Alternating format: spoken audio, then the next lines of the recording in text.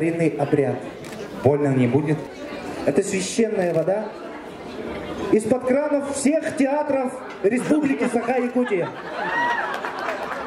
И мы этой священной святой водой должны окропить фестиваль Наурус. Хороших, интересных постановок! И чтобы все у тебя всегда получалось, семейного благополучия!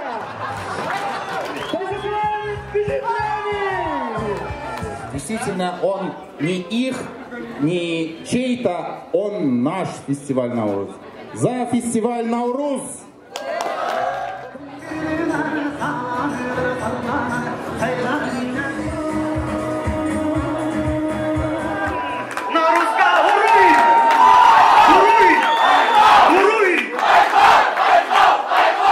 В мире, в карте есть одна страна, которая ездит друг друга без таможенного контроля. Это называется театральный мир. Это артисты, это режиссеры, это художники. Дорогие друзья, с праздником! Замечательно принимать сегодня наши друзья в Казани.